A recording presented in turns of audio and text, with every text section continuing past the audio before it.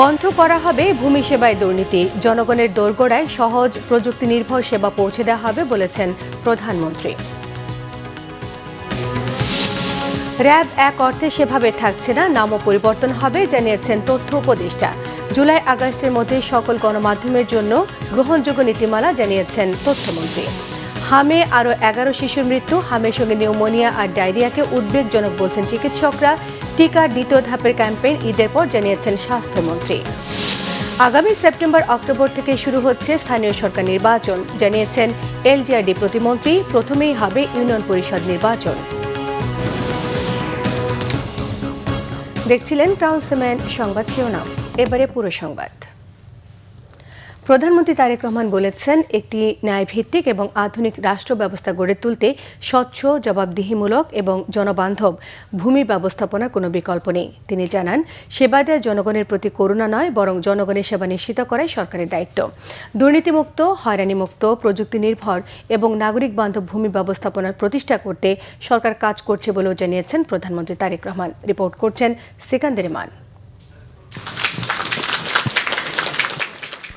রাজধানীর তেজগাঁয়ে ভূমি ভবনে ভূমি মেলা 2026-এর উদ্বোধন করে প্রধানমন্ত্রী তারেক রহমান বলেন, ভূমি জমি ব্যবস্থাপনায় যত বেশি আধুনিক ও প্রযুক্তি নির্ভরতা বাড়ানো যায়, জমি সংক্রান্ত বিরোধ নিষ্পত্তির পথও তত বেশি সহজ হয়ে যায়। প্রধানমন্ত্রী বলেন, জমি ব্যবস্থাপনার ক্ষেত্রে অনলাইন সুবিধা নিশ্চিত করার মাধ্যমে জমি জমা সংক্রান্ত দুর্ভোগ অনেকটা লাঘব হবে। জমি ব্যবস্থাপনার ক্ষেত্রে অনলাইন সুবিধা নিশ্চিত করায় আমি ব্যক্তিগতভাবে বিশ্বাস করি জমিজমা সংক্রান্ত দুর্ভোগ অনেকাংশেই লাঘব পাবে।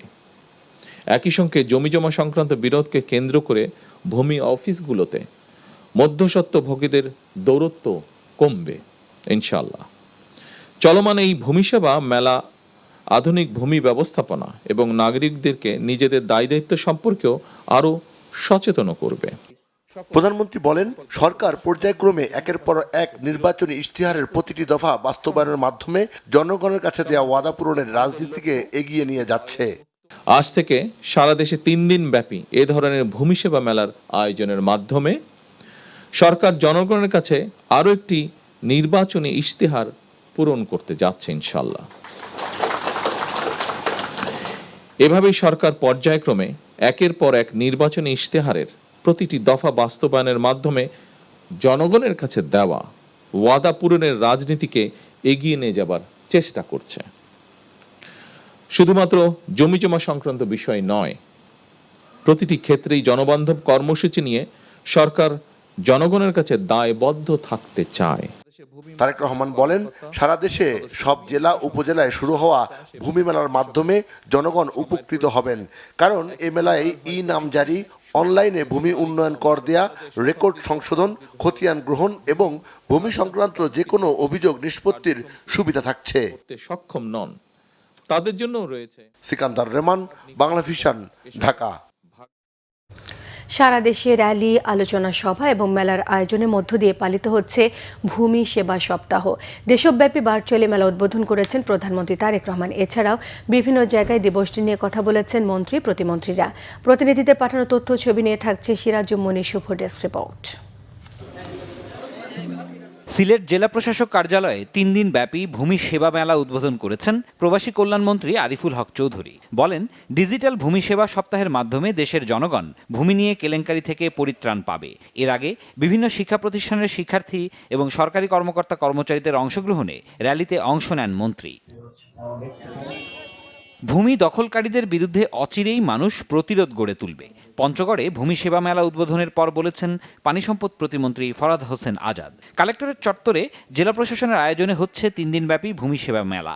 উপস্থিত ছিলেন জেলা প্রশাসক মোসাম্মদ, শুক্রিয়া, পারভিন সহ সংশ্লিষ্টরা।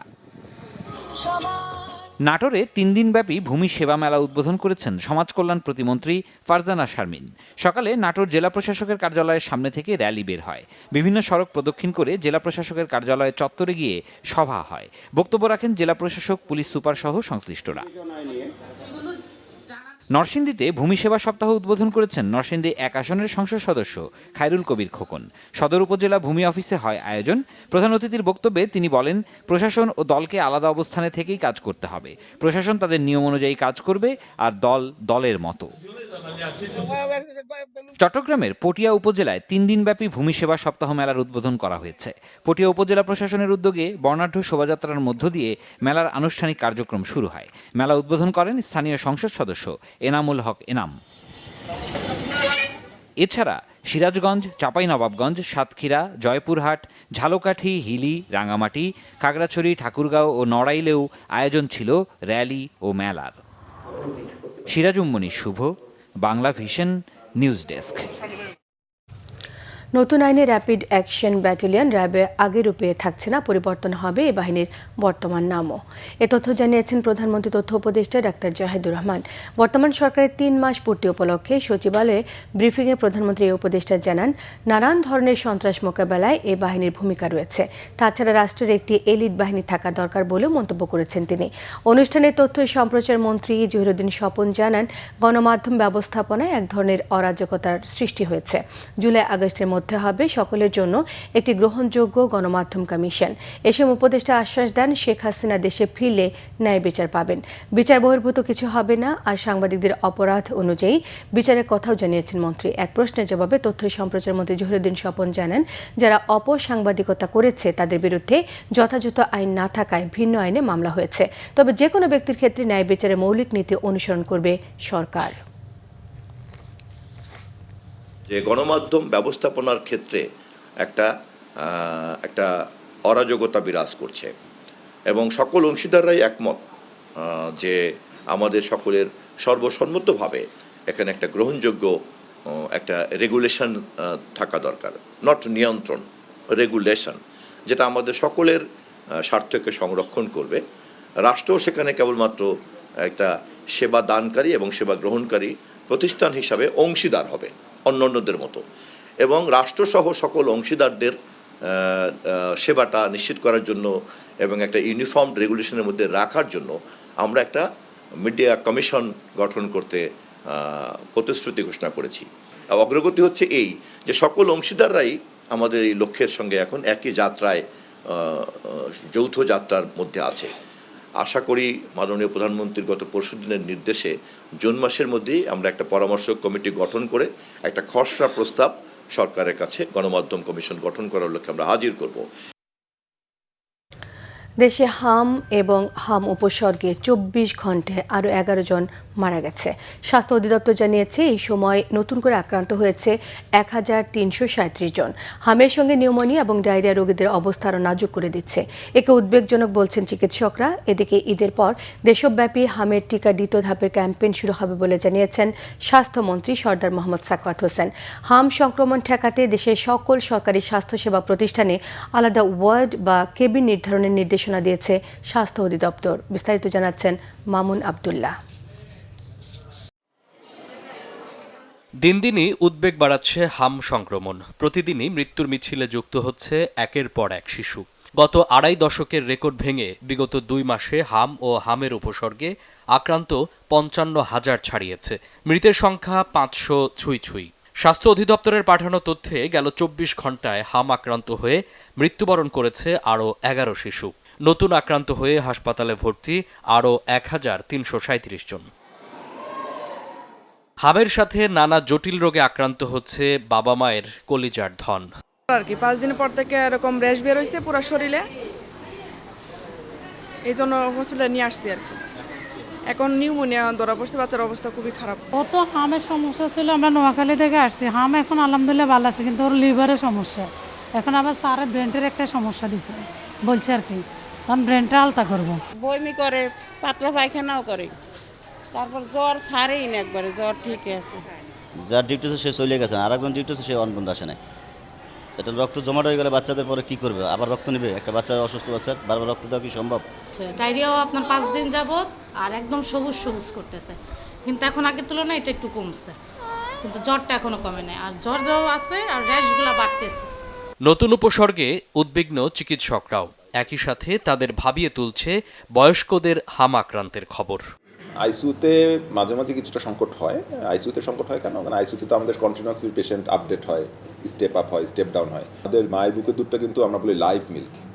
লাইভ মিল্ক মানে হচ্ছে এটার মধ্যে কিন্তু জীবিত বিভিন্ন রকমের সেলস, ইমিউনিটি, বিভিন্ন অ্যান্টিবডি সেগুলো কিন্তু আছে। এগুলো আপনি পৃথিবীর কোনো ফর্মুলা ফিডে, পৃথিবীর কোনো মানে আর্টিফিশিয়াল ফিডে আপনি চাইলেও এগুলোকে আনতে পারবেন না। এদিকে হাম সংক্রমণ ঠেকাতে সরকার কার্যক্রম আরও বাড়াচ্ছে। চলছে হামের টিকার দ্বিতীয় ধাপের ক্যাম্পেইনের পরিকল্পনা। সিরিজটার শর্ট আমার কিছু হয়েছে, অল্প কিছু, যেটা আমি আজকে কালেক্ট করে আমরা পাঠিয়ে দিয়েছি কিশোরগঞ্জ সহ কয়েকটা ডিস্ট্রিক্টে, এবং কালকে থেকে 11 লক্ষ পাবো। সারা দেশব্যাপী আরও সিরিজ দিয়ে দেবো।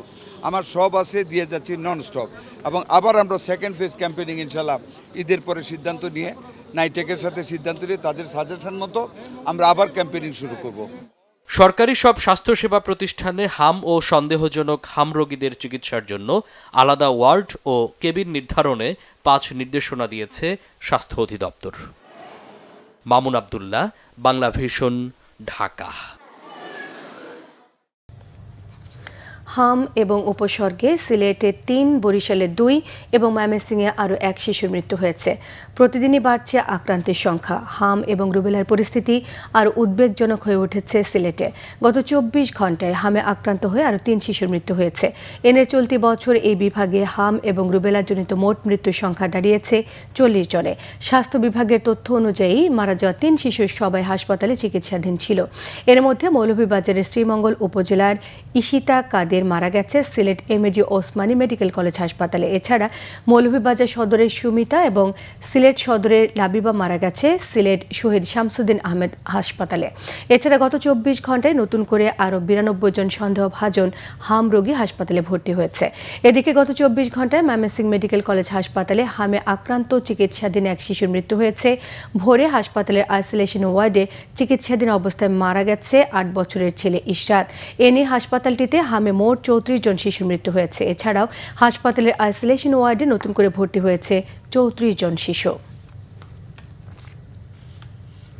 এলজিআরডি প্রতিমন্ত্রী মীর শাহ আলম জানিয়েছেন, এই বছরের সেপ্টেম্বর-অক্টোবর মাস থেকে স্থানীয় সরকার নির্বাচন শুরু করবে সরকার। প্রথমেই হবে ইউনিয়ন পরিষদ নির্বাচন। আগামী 1 বছরের মধ্যে শেষ করা হবে 5 ধরনের স্থানীয় সরকার নির্বাচন। সচিবালয়ে তথ্য জানিয়েছেন স্থানীয় সরকার প্রতিমন্ত্রী।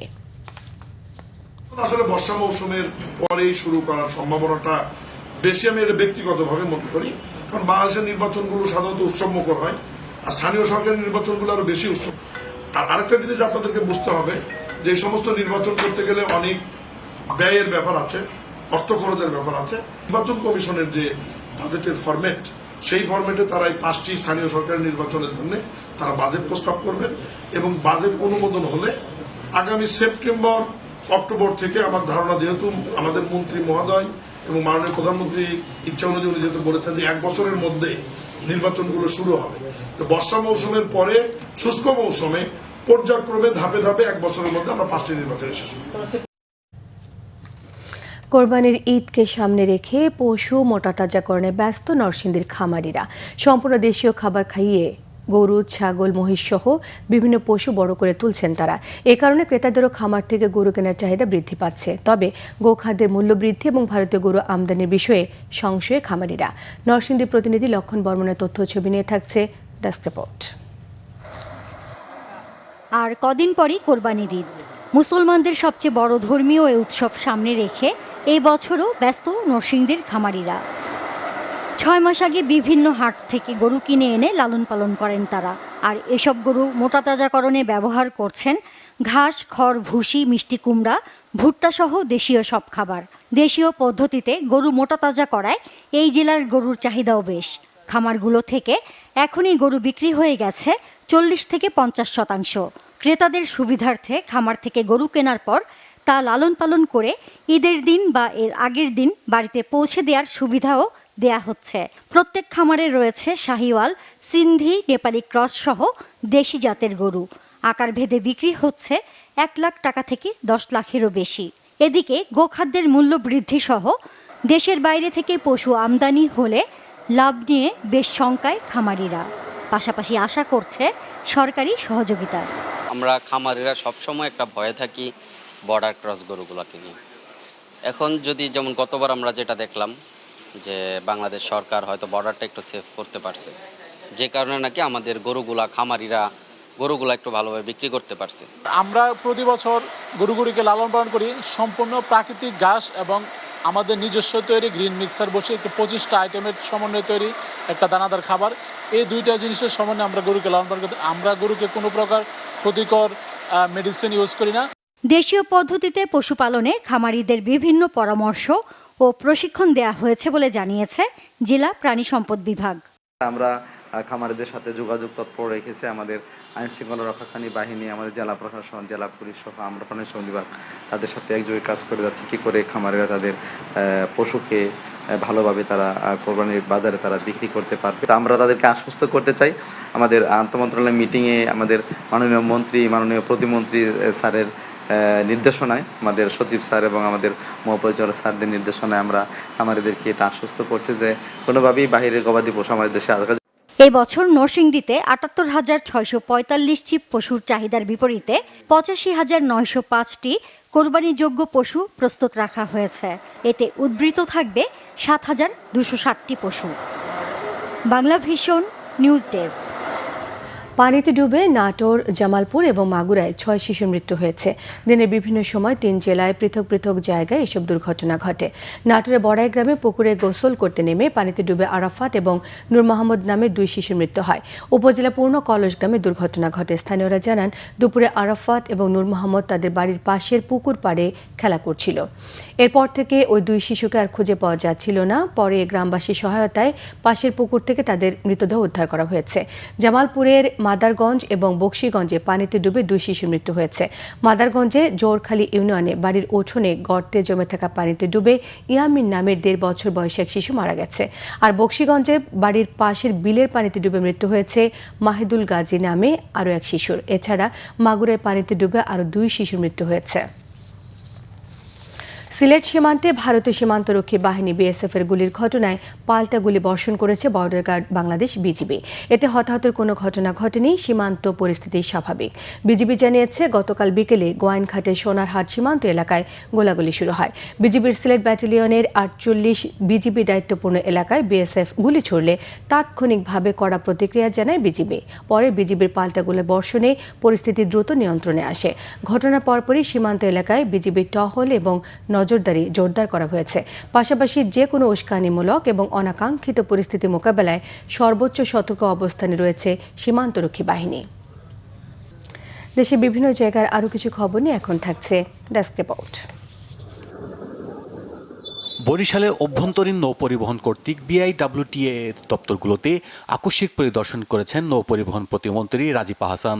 সকাল 9টার দিকে সহকারী পরিচালক ও যুগ্ম পরিচালক সহ দপ্তরের কর্মকর্তাদের অনুপস্থিত দেখতে পেয়ে তাদের নাম লিখে নেন প্রতিমন্ত্রী। তবে উপস্থিত ছিলেন দপ্তরের কর্মচারীরা। জাতীয় শিক্ষা সপ্তাহ ও বিজ্ঞান মেলা 2026-এর পুরস্কার বিতরণ করা হয়েছে ধামরাইয়ে। উপজেলা পরিষদ মিলনায়তনে এতে প্রধান অতিথি ছিলেন ঢাকা 20 আসনের সংসদ সদস্য তমিজ উদ্দিন। মাদক নিয়ন্ত্রণে দলমত নির্বিশেষে সকলের কাছে সহযোগিতা চান তিনি।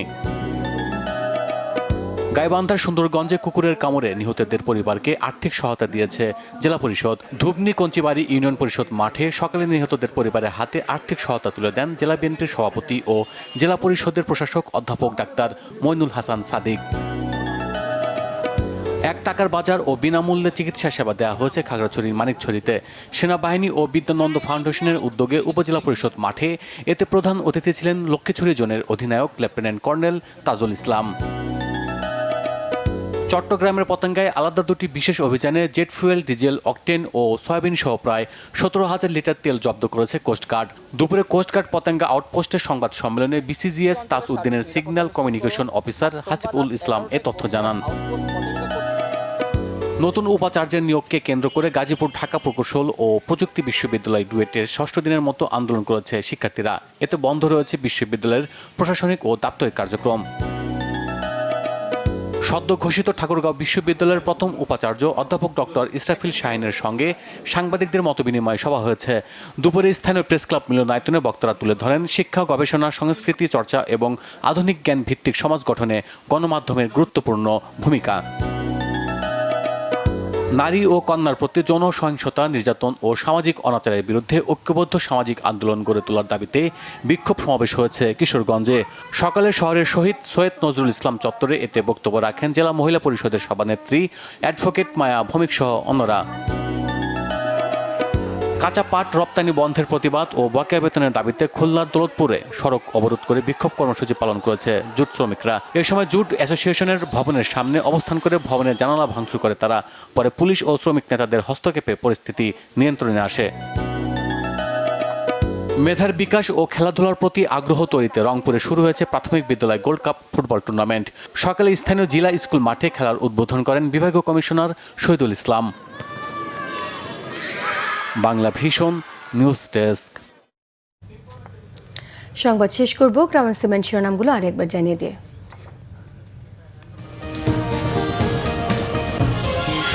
বন্ধ করা হবে ভূমি সেবায় দুর্নীতি, জনগণের দোরগোড়ায় সহজ প্রযুক্তি নির্ভর সেবা পৌঁছে দেওয়া হবে বলেছেন প্রধানমন্ত্রী। র্যাব এক অর্থে সেভাবে থাকছে না, নামও পরিবর্তন হবে জানিয়েছেন তথ্য উপদেষ্টা। জুলাই আগস্টের মধ্যে সকল গণমাধ্যমের জন্য গ্রহণযোগ্য নীতিমালা জানিয়েছেন তথ্যমন্ত্রী। হামে আরও 11 শিশুর মৃত্যু, হামের সঙ্গে নিউমোনিয়া এবং ডায়রিয়াকে উদ্বেগজনক বলছেন চিকিৎসকরা। টিকার দ্বিতীয় ধাপের ক্যাম্পেইন ঈদের পর জানিয়েছেন স্বাস্থ্যমন্ত্রী। আগামী সেপ্টেম্বর অক্টোবর থেকে শুরু হচ্ছে স্থানীয় সরকার নির্বাচন জানিয়েছেন এলজিআরডি প্রতিমন্ত্রী। প্রথমেই হবে ইউনিয়ন পরিষদ নির্বাচন। এই ছিল এখনকার মতো। পরের সংবাদ সন্ধ্যে 7:30টায় দেখার আমন্ত্রণ রইল। এছাড়া বাংলাভিশন সংবাদ ও সংবাদ সংশ্লিষ্ট অনুষ্ঠান দেখতে ভিজিট করুন www.bbnews24.com, facebook.com/বাংলাভিশন নিউজ, সাবস্ক্রাইব করুন youtube.com/বাংলাভিশন নিউজের সঙ্গে থাকা সবাইকে ধন্যবাদ।